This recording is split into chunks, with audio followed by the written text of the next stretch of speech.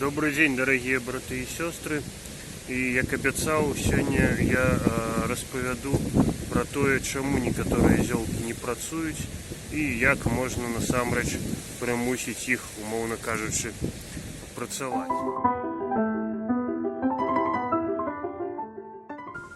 Аднойчы мы з маім сябрам лекарам прагульваліся і размаўлялі, і вось ён сказаў, што я не надта верыць у тую справу, якую я раблю, і ўвогуле ў фітатэрапію і яе перспектывы, таму што зёлкі не тыя ўжо, ці то людзі не тыя, ці то можа інфекцыі сталі іншымі, і ўсё гэта не працуе.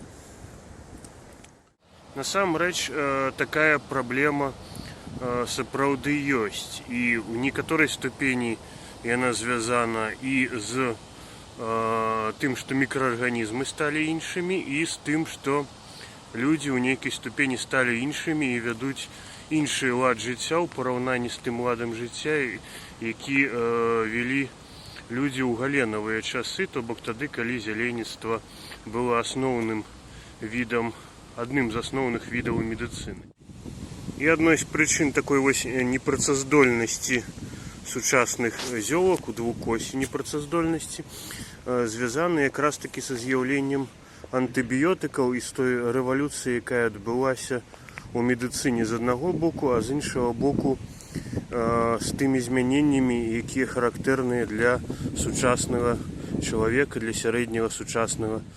Справа ў тым, што калі чалавек з самага дзяцінства па розных прычынах атрымлівае досыць вялікую колькасць антыбіётыкаў, а таксама карыстаецца антыбактэрыяльнымі рэчывамі ў гігіене, то ў яго змяняецца склад мікрафлоры, ён становіцца больш бедным. Мікрафлора, нашыя сужыхары і вельмі важныя нашыя сябры, якія жывуць у кішэчніку, часткова знішчаецца антыбіётыкамі, якія мы выкарыстоўваем, пераважна пераральна, то бок праз рот.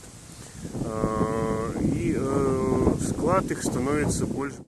Між тым, цэлы шэраг рэчываў, якія ўтрымліваюцца ў зёлках, якія павінны патрапіць да нас у арганізм, яны павінны быць папярэдне змадыфікаваныя, то бок змененыя вось гэтай самай сімбіётнай карыснай мікрафлорай. Мікрафлорай языка, мікрафлорай ротавай поласці ў цэлым, мікрафлорай кішэчніка, і толькі ў такім змененым выглядзе гэтыя рэчывы будуць дзейнічаць. Такім чынам, у сучаснага чалавека час ад часу бывае, што і няма тых самых бактэрый, якія павінны змадыфікаваць рэчывы, якія ўтрымліваюцца ў зёлках, і некаторыя рэчывы проста не патрапляюць у кроў, а некаторыя рэчывы патрапляюць у немадыфікаваным выглядзе, то бок не ў тым выглядзе, у якім яны ажыццяўляюць сваю лекавую. Пераважна сказваецца недахоп малочна-кіслых бактэрый, не одного нейкага віду, а цэлых груп малочна-кіслых бактэрый, которые неабходны для мадыфікацыі прыватнасці гліказідаў, сардэчных глікасідаў, антыаксідантных рэчываў і гэтак далей. Не кажучы ўжо пра мадыфікацыю харчовых валокнаў, якія ў прынцыпе недаступныя для чалавека без мадыфікацыі. Як жа выйсці з гэтага становішча? Можа быць, нам варта ўжо адмовіцца ад лячэння зёлкамі, таму што няма адпаведных умоваў для правільнага іх ужывання. Насамрэч не.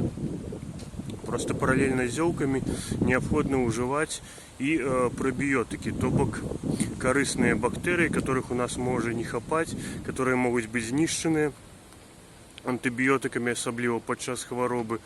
То бок настоі і іншыя прэпараты зёлак неабходна прымаць разам з прабіётыкамі. Прычым вельмі важна, што прабіётыкі павінны быць жывымі і вадкімі. То бок гэта можа быць ёгурт і гэта можа быць квас, альбо іншыя прадукты бражэння, напрыклад, там квашаная капуста, альбо нейкія іншыя натуральныя прадукты браць. Сухія прабіётыкі значна менш эфектыўныя, і самае дзіўнае, што яны пры гэтым значна больш дарагія. Ну і тут узнікае пытанне, ці дастаткова магазиннага кефіра альбо магазиннага йогурта для того, каб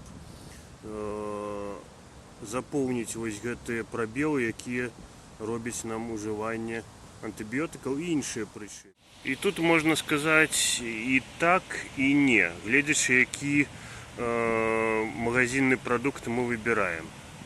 Бок у ідэале, канешне, лепш браць сухія закваскі з вялікай колькасцю разнастайных бактэрый, то бок каб там было 10-15 штаммаў лактабактэрый, такія закваскі у краме можна купіць і зрабіць йогурт самастойна. А таксама можна выкарыстоўваць напоі, якія зроблены з разнастайнымі закваскамі, то бок там, дзе больш за адзін від бактэрый, пажадана, каб іх было 8-10 відаў. Гэта, напрыклад, напой бифітат і некаторыя іншыя напоі.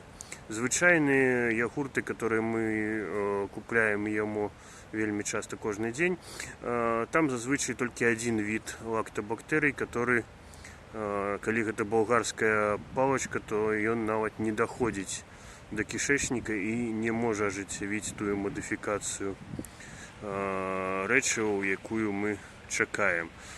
Такі йогурт карысна ўжываць толькі дзякуючы тым рэчывам, якія болгарская палачка ўжо вырабіла. Так што, падсумоўваючы ўсё сказанае,